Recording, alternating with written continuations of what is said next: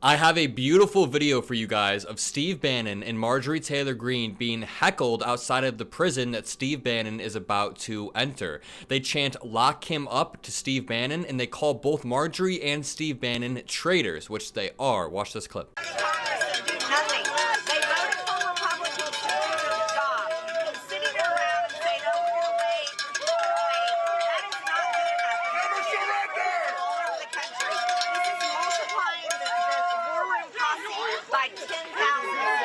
There's more to the clip, but you can't even hear what they're saying because number one, it sounds like the microphones aren't on, but number two, they're surrounded by a crowd of people calling them traitors and chanting "lock him up." This honestly reminds me of what happens to me when I go to MAGA rallies. I get completely surrounded by people screaming and yelling at me, and now Marjorie and Steve Bannon get a taste of their own MAGA medicine. Hopefully 10,000%.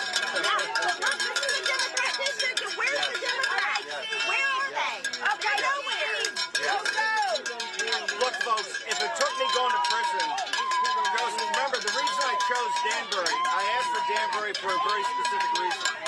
Back in the only other person that's ever been sent to prison for a congressional subpoena, not going to a House subpoena, for contempt, held in contempt, was Reagan Jr.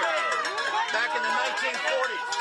During the House Un-American Activity investigation, Columbia Studio fired him. Marjorie Taylor Greene keeps saying, "Where are the Democrats?" Well, they're right there screaming at you to lock Bannon up. And it's wild to me how all MAGA allies and Donald Trump himself think that they're above the law no matter what they do. We have seen people like Roger Stone go to jail. We have seen Rudy Giuliani get charged with a RICO case. We have now seen Steve Bannon go to jail. I mean, there is a long list of Donald Trump allies who go to jail because they commit crimes thinking that they are above the law. And the scary part is they actually may be above the law now with this new Supreme Court ruling. Just today, the Supreme Court of the United States ruled that presidents have absolute immunity from official acts, but they haven't yet defined what an official versus an unofficial act is. So basically, any single act that Donald Trump could commit could qualify as an official act. For example, if Donald Trump pardons somebody, promises to pardon somebody if they commit a crime for him to help him get into office, and then he pardons them, that would qualify as an official act that was performed by the President of the United States, and Donald Trump would have total immunity along with the person that he just pardoned. Okay, because of his political beliefs. And then he was found guilty. They sent it to the DOJ.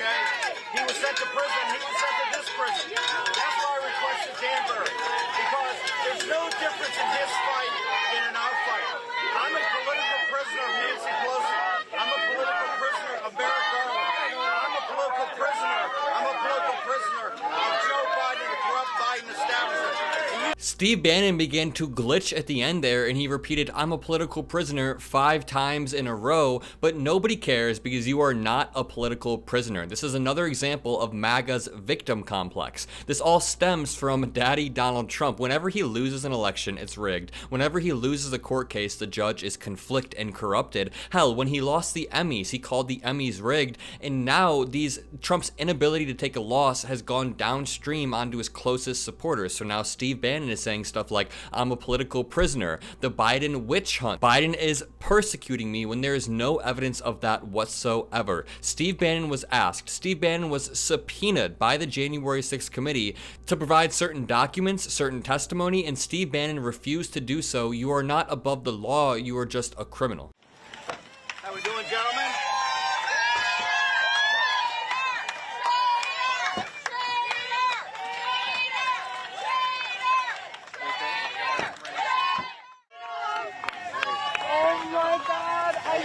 Built for this, Hey. Steve. We will love you.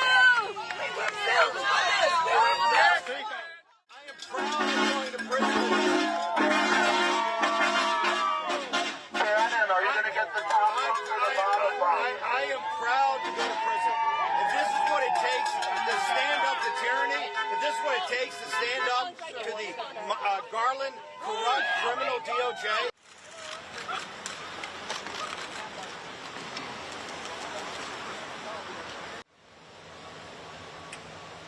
Beautiful work done by those protesters. Steve Bannon does not deserve to have his voice heard before he goes away to prison for trying to subvert the will of the American people. Now, to touch on this SCOTUS ruling for a second, what worries me about this SCOTUS ruling is that it lays the groundwork perfectly for Project 2025.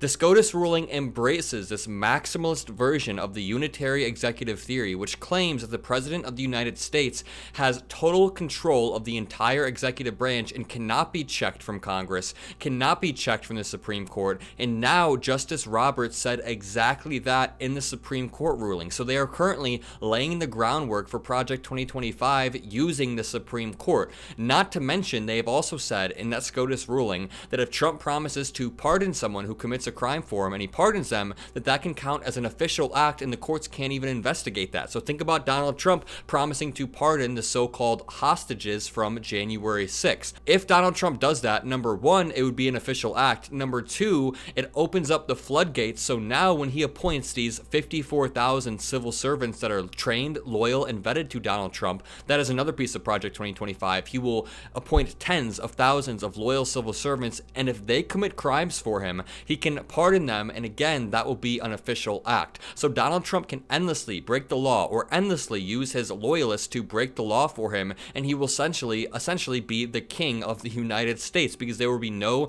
checks and balances. Keep in mind, since the inception of the United States, Congress and the Supreme Court have been there to check the powers of the president. This is a democracy, not a dictatorship, but Donald Trump wants to turn it into the latter. So to bring this all back, I would bet money that if Donald Trump wins a second term, he would pardon people like Steve Bannon, he would pardon people like Rudy Giuliani, who are currently facing a RICO charge for subverting the will of the American people and going on with this fake elector scheme. If Donald Trump gets back into office, all of these people that broke the law for him will be pardoned and will be emboldened to continue breaking the law. Another insane point is that if anybody helps Donald Trump break the law leading up to the election, in the same way they did during the last election with that fake elector scheme, if they retried that false elector scheme and people were arrested once again, Donald Trump could pardon those people if he wins the presidency, and that will be a coup that was validated by the Supreme Court of the United States. We currently have a MAGA court, and it's terrifying. I'm going to go live soon and talk about the opinion, talking about some of the dissenting opinions from Sotomayor and other Supreme Court judges, but the fact that we have gotten to this point is not good at all. We have a lot of work to do heading into November, and we have 4 months to do it. We all need to get out there and mobilize. We need to get our friends and family to vote. Explain to them the stakes of this election. Beyond mobilizing, you can phone bank, you can canvass, you can door knock. There are so many ways to participate in democracy.